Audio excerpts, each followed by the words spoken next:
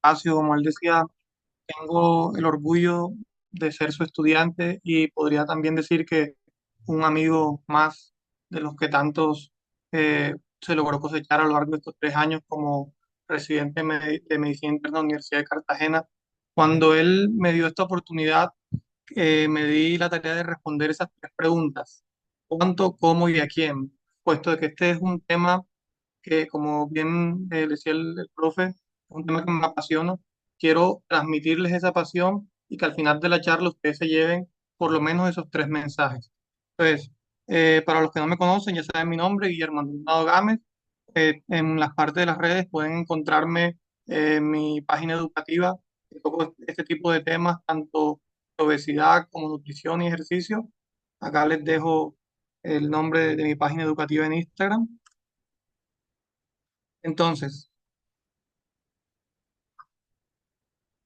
una cosa importante, segundito, cómo se está pasando la presentación. Ok, ya.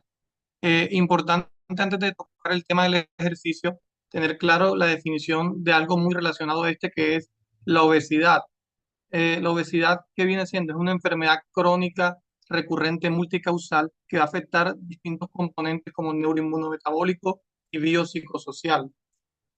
En Colombia tenemos en cuenta que esto es un problema a nivel de salud pública, ya que la mitad de la población colombiana tiene problemas de exceso de peso, siendo así de que 1 de cada 3 personas está en sobrepeso y 1 de cada 5 es obeso, siendo de que el 56,4% de la población de nuestros habitantes está en problemas de exceso de peso, sobrepeso un 37% y obesidad el 18%. En cuanto a los cambios de estilo de vida, importante responder la pregunta de cómo se prescribe el ejercicio. Entonces, importante el concepto de lo que es el FIT. Quiero que se lleven este mensaje, que es algo fundamental. ¿Qué viene siendo el FIT? La F de frecuencia, o sea, cuántas sesiones por semana está haciendo nuestro paciente de ejercicio. La I de intensidad, si está en una intensidad baja, moderada o alta. En cuanto a la T del tiempo, el número de horas por día, el número de horas por semana que se le está dedicando al ejercicio, el tipo de ejercicio, si es un ejercicio de resistencia, fuerza, en cuanto a equilibrio, coordinación y flexibilidad, y los modos de entrenamiento de cada uno de estos. Entonces, en cuanto a la intensidad, hay que tener en cuenta de que la intensidad, ¿cómo vamos a determinarla? Hay muchos parámetros para determinarla, como lo ven acá. Tenemos lo que es el volumen de oxígeno máximo, la frecuencia cardíaca, el porcentaje de frecuencia cardíaca máxima, y escalas, que está una de estas, las más conocidas, la escala de Borg, para uno determinar si estamos en un nivel bajo, moderado o alto de intensidad. La mayoría de estos parámetros se logran a través de una ergospirometría, pero si no tenemos esta, podemos utilizar las escalas que les comentaba, de las más famosas, la escala de Borg original, era hasta el puntaje de 20, luego ya se dio la escala de Borg simplificada, que va hasta 10, y lo que nos quiere decir es cómo percibe el paciente su esfuerzo, si lo ve en una baja intensidad, dependiendo del puntaje, moderada intensidad o alta intensidad. Y también tenemos una escala visual para que él mismo nos guíe en cuanto al ejercicio que viene realizando, en cuál de estas se encuentra, o el que le vamos a indicar a qué punto. Una forma práctica, que podría yo darles como herramienta, es que ustedes le den como explicación al paciente de que si era el momento de hacer ejercicio, logra hablar fluidamente como estoy haciendo yo ahora, es una intensidad baja. Si ya empieza a agitarse al momento de estar hablando con ustedes, ya es una intensidad moderada. Y si habla entrecortado por secundario a la actividad física, ya sería una actividad física de alta intensidad, que no le permite hablar fluidamente como lo estoy haciendo en estos momentos. Entonces, en cuanto a otro término importante, vienen siendo los METs, que son los equivalentes metabólicos, y que un MET viene determinándose como esa energía en reposo que tenemos todos nosotros al no estar realizando ninguna actividad. Ya una actividad, ya que es de ligera, viene siendo una actividad que involucra unos 3 METs, moderada de 3 a 6 METs, y ya una actividad más intensa mayor a 6 METs. Y esto lo podemos, por decirlo así, traducir al esfuerzo percibido, como lo vemos aquí en esta escala. Escala de menos de 3 MET, de 0 a 3 MET como ligero, de 3 a 6 como moderado, y mayor a 6 como algo intenso teniendo en cuenta la escala de Borg. Entonces, en cuanto a la prescripción, importante tener en cuenta lo que les comentaba de los tipos de ejercicio. El ejercicio de resistencia y potencia viene siendo ejercicio más que todo ejercicio aeróbico. Entre eso tenemos caminar, correr, que más que todo vamos a mejorar la parte cardiopulmonar de nuestro paciente. El ejercicio de fuerza y resistencia, como bien lo saben, es más que todo ejercicio a base de pesas, bien sea con máquinas, barras o con el propio peso del paciente, que es lo que va a mejorar la parte de su fuerza muscular y por lo tanto evitar en este paciente pues caídas en el paciente ya anciano que está en cuanto a su sarcopenia. La fuerza del core, que viene siendo la fuerza del abdomen, tenemos ejercicios isométricos como el ejercicio de plancha para recomendarle al paciente, ejercicios de flexibilidad, balance y coordinación que mejoran la propiocepción, son indicados sobre todo en los pacientes mayores de 65 años porque sabemos los beneficios de estos en cuanto al riesgo de evitar caídas en nuestros pacientes. Ya teniendo en cuenta una prescripción general del ejercicio en los pacientes menores de 65 años, debemos tener en cuenta que todo paciente que se le va a prescribir ejercicio y tiene alguna condición articular o que le impide iniciar el ejercicio, debe inicialmente ser llevado a un acondicionamiento y rehabilitación previo a la prescripción del plan de ejercicio. Posterior a esto, que ya se mejoró el percance, se debe indicar 150 minutos a la semana, fraccionado en 3 a 5 sesiones a la semana, que vienen siendo 30 minutos al día. Y si se quieren mejores beneficios, se puede recomendar 300 minutos a la semana, que viene siendo fraccionado 1 hora al día, obviamente individualizado según el paciente. Entonces, como les decía, aquí vemos unas recomendaciones prácticas para el paciente adulto entre los 18 a 64 años. Vemos aquí el paciente adulto mayor de 65 años, que lo más relevante aquí, más allá del tiempo que obviamente varía, es que siempre se vayan variando entre diferentes actividades de los tipos de ejercicio que les comentaba, ejercicio aeróbico, de fuerza, de flexibilidad, de balance, ya que nuestros pacientes ya mayores de 65 años es importante trabajar todos los grupos musculares, combinar la parte aeróbica con la parte de resistencia muscular, por lo menos ejercicios aeróbicos de 3 a 5 sesiones a la semana y de ejercicios de fuerza de 2 a 3 sesiones, que esto en tiempo en los pacientes ya mayores debería por lo menos 30 minutos, si él no apenas está empezando, debería recomendársele 10 minutos al día o 10 minutos 2 veces al día fraccionado e ir progresando hasta lograr esos 30 minutos. Como les decía, también es importante ejercicios de balance, equilibrio y flexibilidad en estos pacientes por el riesgo de caídas que hay en estos. Por lo menos 2 veces a la semana debería recomendarse practicar este tipo de ejercicios. Acá les dejo unos ejemplos en cada uno de estos en el paciente adulto mayor y que los riesgos potenciales del ejercicio en el adulto mayor son muy mínimos, pero más que todo a tener en cuenta realizando una anamnesis adecuada, valorando lo que es el riesgo cardiovascular de nuestro paciente y lo que él nos mencione en la historia clínica para mirar que no tenga un riesgo de arritmia, lesión musculoesquelética o incremento en el riesgo de caídas. Pero importante de que el paciente adulto mayor que generalmente viene con una condición de artrosis no debería pensarse que ya de por sí, por esta condición, se le va a negar la oportunidad de ejercicio, ya que este no provoca ni acelera la artrosis, al contrario, es altamente efectivo en el manejo y tratamiento del dolor, la pérdida de la capacidad funcional asociada a la artrosis de ese paciente adulto mayor que viene a nuestra consulta buscando un manejo no farmacológico de su peso. ¿Cómo vamos a progresar en cuanto a este ejercicio que se le va a indicar a estos pacientes con artrosis? Idealmente no se debería aumentar la cantidad de trabajo en más de un 5% a la semana. Los pacientes deberían realizar ejercicios de resistencia, o sea, en cuanto a resistencia de fuerza, en días no consecutivos y diferentes grupos musculares. Si el paciente está presentando un dolor de moderado e intenso, debería reducirse la carga e incluso detenerse hasta que el dolor cese y que el ejercicio como tal se debería propender a realizarlo, ya que esto va a mejorar a largo plazo el dolor en estos pacientes, contrario a lo que se piensa. Acá les dejo una rutina que, si se dan cuenta, es muy práctica para estos pacientes adulto mayor con enfermedades crónicas y limitaciones articulares. Nos damos cuenta de que son ejercicios que lo pueden realizar incluso en su casa, que no tienen necesidad de desplazarse ni a un gimnasio ni a un parque, y son ejercicios que pues, el paciente va, sobre todo este tipo de pacientes, va a ser mucho más adherente a las recomendaciones que le demos. En cuanto a los beneficios, miren que hay múltiples beneficios. En cuanto a beneficios físicos, obviamente el control del peso también va a mejorar lo que es la flexibilidad y el rango de movilidad articular. Va a también haber un aumento en la resistencia y la capacidad de trabajo de ese adulto mayor. En la parte mental y emocional, una disminución en la ansiedad y la depresión. También una mejora en la calidad de vida subsecuente a todos estos beneficios.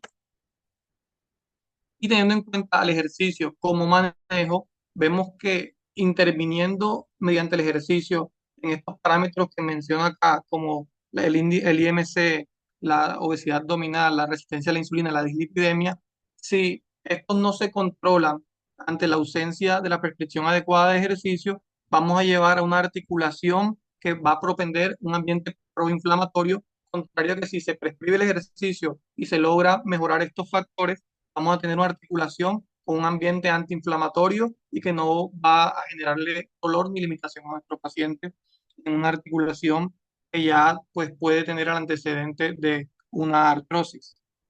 En cuanto a los pacientes hipertensos, ¿qué recomendaciones tenemos para estos pacientes? Tenemos que 30 minutos de ejercicio aeróbico dinámico de intensidad moderada, como caminar, trotar, andar en bicicleta o nadar, por lo menos 5 a 7 días, complementado con sesiones de 2 a 3 veces a la semana de ejercicios de resistencia en cuanto a la fuerza, van a generarnos una reducción promedio de la presión arterial sistólica de 7 milímetros de mercurio y diastólica de 5 milímetros de mercurio. Entonces vemos que también hay un beneficio para este tipo de pacientes, tanto el ejercicio aeróbico como el de resistencia muscular en cuanto a la fuerza. En cuanto a la intervención en pacientes con falla cardíaca, ¿qué es lo que se tiene que tener en cuenta? Que el paciente se encuentre optimizado en su manejo de la falla y se encuentre estable, que no tenga este tipo de contraindicaciones como la inestabilidad de su falla, un deterioro abrupto en la clase funcional, o que se está asociando hipotensión o una hipertensión severa al reposo durante el ejercicio.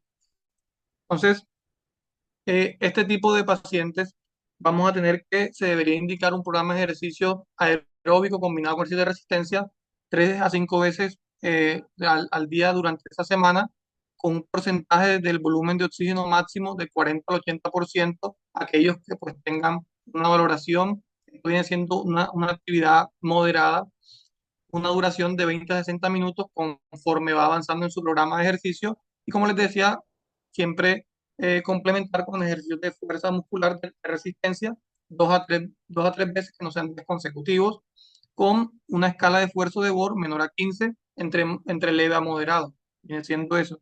El concepto acá del RM es el peso máximo que el paciente logra levantar. Entonces, eso viene siendo un 40% de CRM individualizado para cada persona, para hacer el número de repeticiones, que acá lo indican, 10 a 15 repeticiones en al menos un set, en la parte tanto el tronco superior como las extremidades inferiores, para manejar diferentes grupos musculares en días no consecutivos, como les comentaba, que puede ser tanto en modo continuo como en intervalos, como ya lo tocaré más adelante, que también tiene unos beneficios, sobre todo en pacientes con falla cardíaca estable y de bajo riesgo cardiovascular, que se le puede indicar este tipo de intensidad alta, como lo es el HIIT, que tenemos que los programas de HIIT de 4x4, como lo vemos aquí, 4 intervalos de 4 minutos con descansos de 3 minutos, obviamente priorizando lo que es el calentamiento y luego el enfriamiento al finalizar cada sesión, tienen un beneficio a nivel cardiovascular, tanto en la mejoría del volumen de oxígeno máximo, como en la parte de la mejora de la contractilidad miocárdica. Acá vemos entre el HIIT y el ejercicio moderado continuo. Esto tiene que decir que no hay uno mejor que otro, sino un paciente que se puede beneficiar de uno o del otro, cada cual con los beneficios que nos ofrece cada uno, pero ambos siendo ideales para los pacientes que requieran ejercicio. Entonces vemos que los programas de rehabilitación cardíaca son fundamentales, como lo vemos aquí con el concepto que les comentaba del FIT. Recuerden, frecuencia, intensidad, tiempo y tipo. ¿Para qué? Para que estos pacientes con falla cardíaca se beneficien de lo que es el ejercicio, tanto para la prevención como en el manejo de la falla, interviniendo en programas de rehabilitación cardíaca por lo menos de 12 a 24 semanas, teniendo muchos beneficios en estos pacientes en la parte de su función miocárdica. Lo vemos aquí, estos beneficios a través de qué mecanismos los obtenemos. Entonces, se dan cuenta aquí, vemos en la parte respiratoria, una mejoría en la ventilación minuto, una mejoría en la fuerza de los músculos respiratorios, una mejoría en el gasto cardíaco, una mejoría en cuanto a la composición de las fibras musculares, una disminución del RAS, una disminución del ambiente proinflamatorio, menor resistencia a la insulina.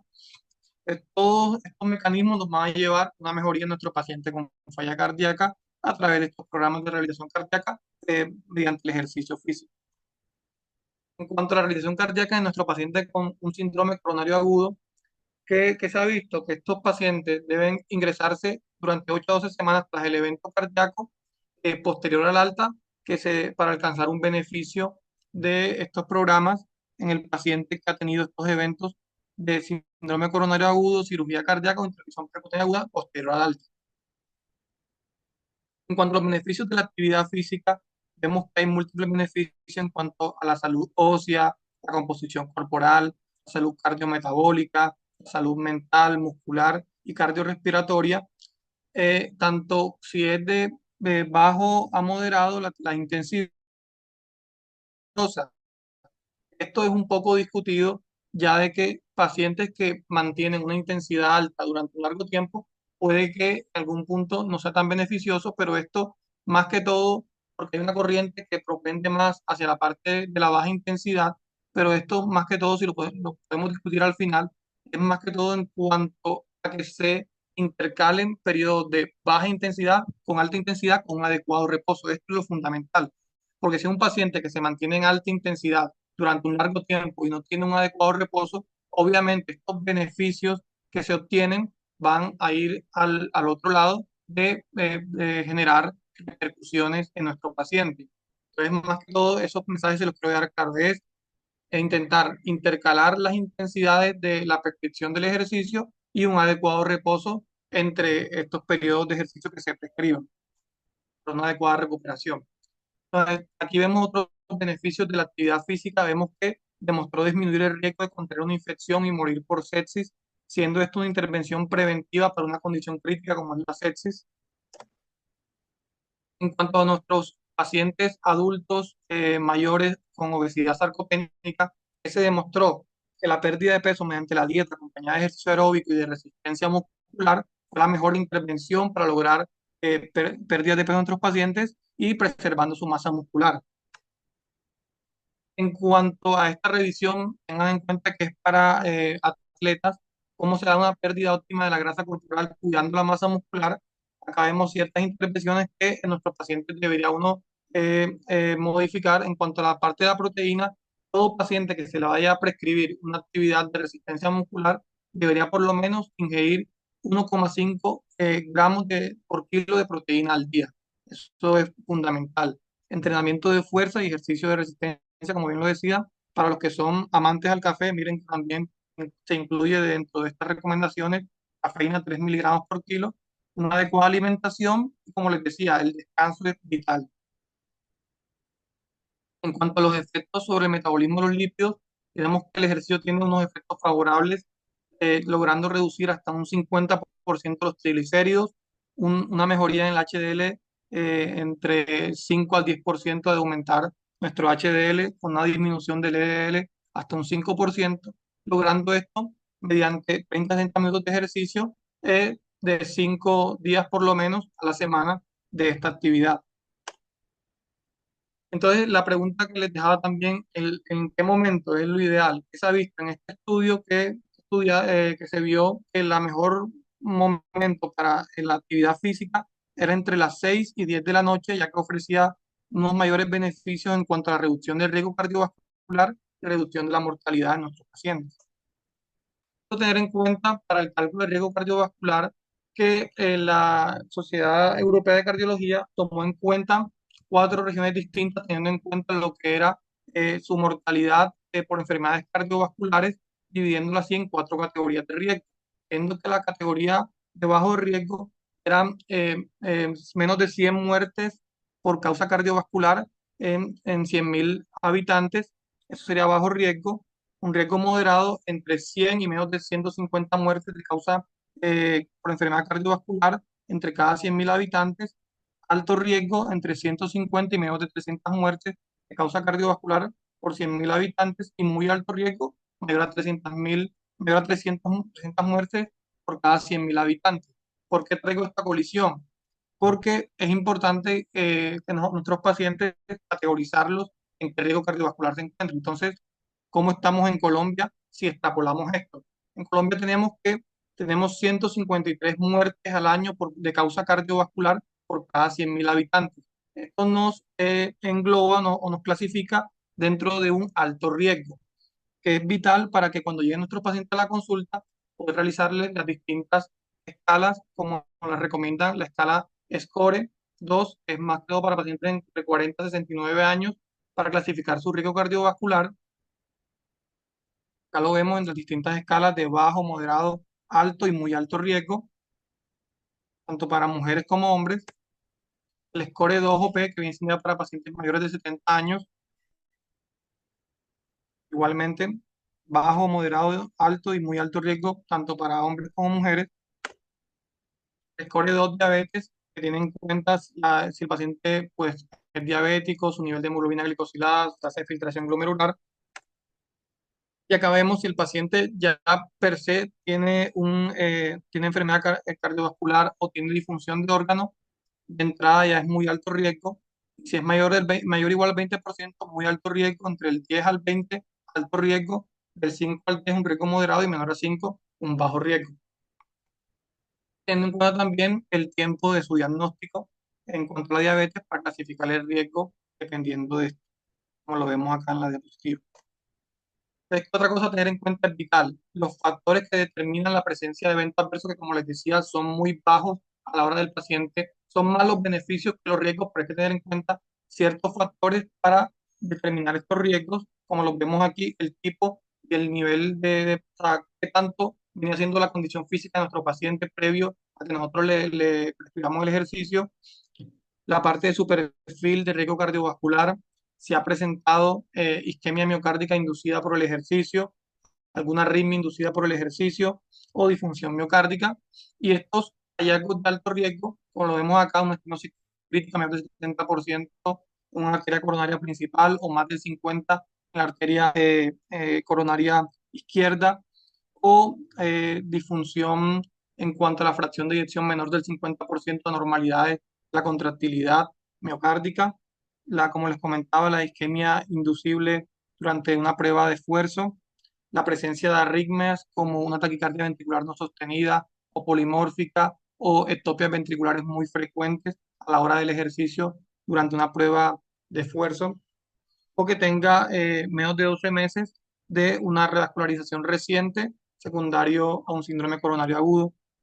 Estos son hallazgos que nos van a hacer sospechar que debería ese paciente vigilarlo más y intentar comenzar con ejercicio de baja intensidad a moderada para evitar que se presenten estos eventos adversos. Entonces, como les decía, es vital que nuestros pacientes a la hora de prescribir ejercicio, primero una historia clínica completa con anamnesis y tener en cuenta todos los antecedentes que les he venido comentando a lo largo de la charla. El cálculo de riesgo cardiovascular es fundamental porque sin este no podemos definir si el paciente hay que estudiarlo o no.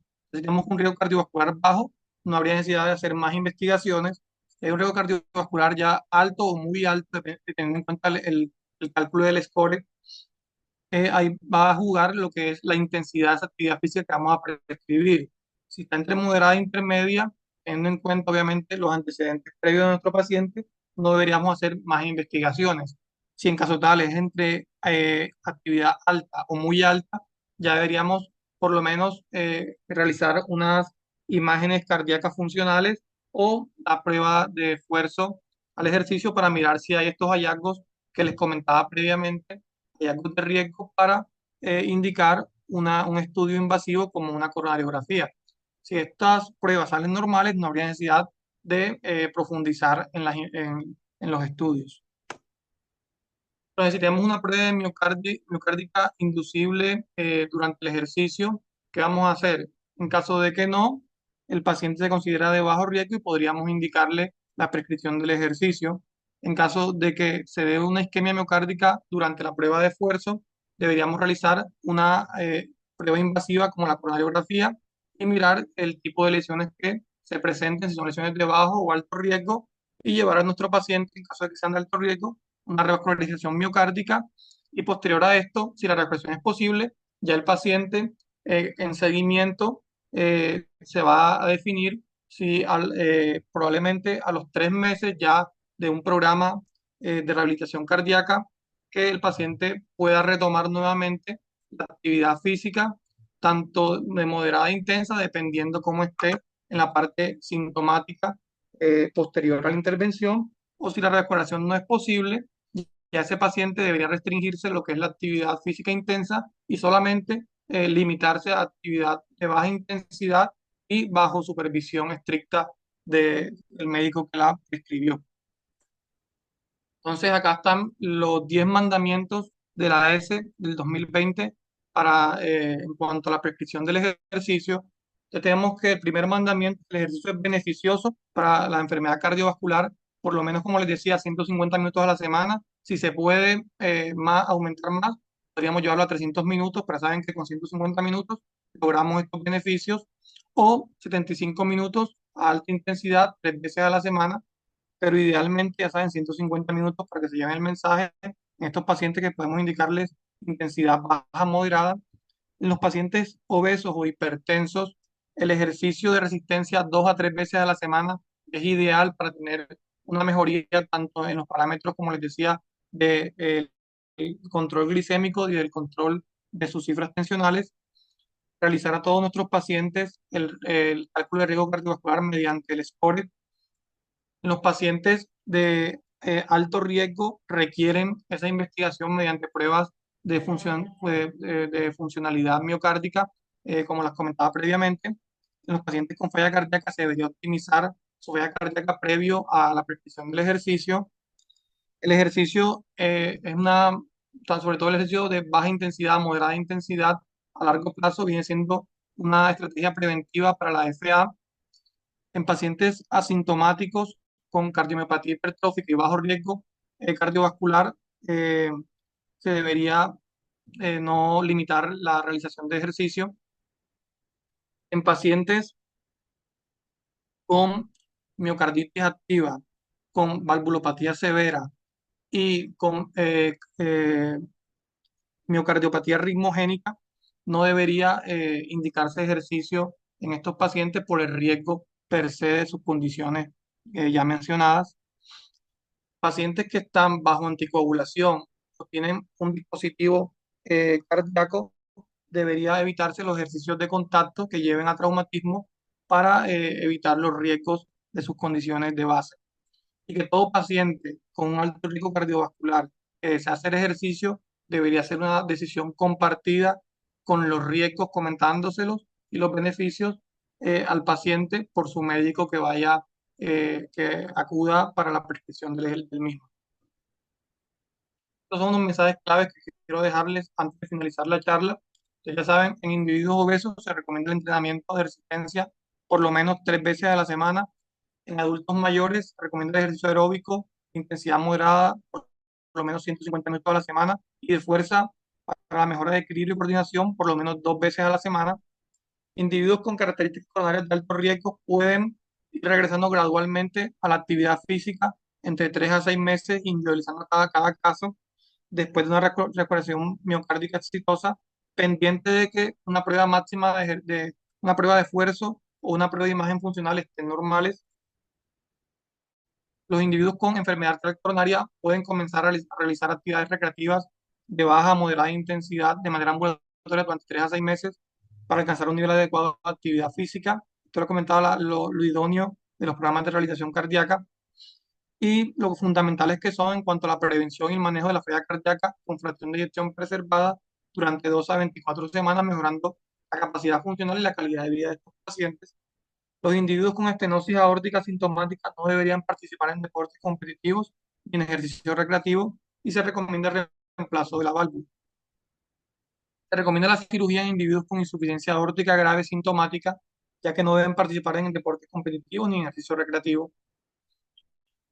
Pacientes con pericarditis aguda se recomienda el ejercicio después de 30 días a 3 meses de solucionado la condición de la pericarditis aguda. Ejercicios de intensidad moderada a alta, incluidos los deportes competitivos, no se recomiendan para individuos con pericarditis constrictiva y pacientes con miocardiopatía ritmogénica. Se debe desalentar la participación en deportes de alta intensidad. Acá les dejo para que me sigan en mis redes la parte educativa en cuanto a obesidad, nutrición y ejercicio. Pueden escanear acá el QR y los dirige a mi página a los que estén interesados. Muchas gracias por este espacio. Quedo atentos a dudas, aportes y preguntas.